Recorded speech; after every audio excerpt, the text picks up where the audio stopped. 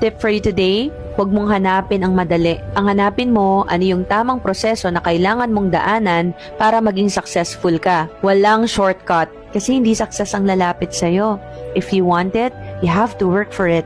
Ang tagumpay ay nakakamit sa pamamagitan ng dedikasyon, pagsusumikap at pagtsatsaga. It may not be an easy journey, pero tandaan mo, lahat ng pagsusumikap mo at pagsasakripisyo mo ngayon ay worth it lahat sa dulo. Huwag kang sumuko dahil makakamit mo rin yung mga pangarap mo.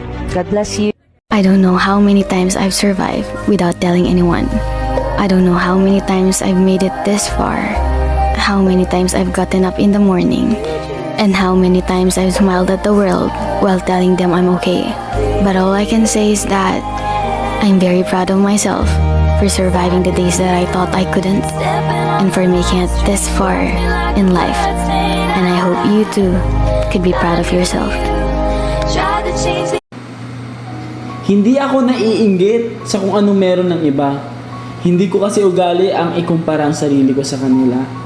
Dahil tulad ng libro, may sarili akong pahina. Pero Mariosep naman, magsulat ka sa pahina ng buhay mo ng magagandang alaala.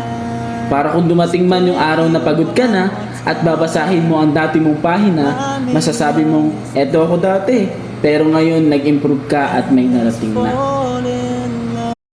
Good day guys, mga ka-vibes. So karon manaday ko gato di kuya sa eskwelahan. So karon na nata diri sa trabahoan. Muni akong tip ninyo guys. Bisan unsa pa nakadako sa inyong problema o kalisod sa inyong sitwasyon, dili na mao'y rason para kita dili mo padayon. Kung dili, mao ka na ang atong himuong dakong inspirasyon para kita dili kapoyon.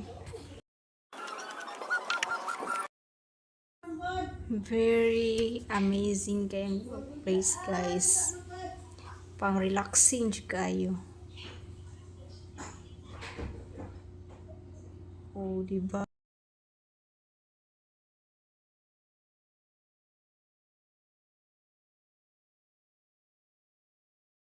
Oni sa ground guys. Nindot kig palibot. So natay beach for viewing. Oh. Wow. So, nasa tay taas ani guys. So, mato ta sa taas guys. Saka ta diri sa hagdan. Saka ta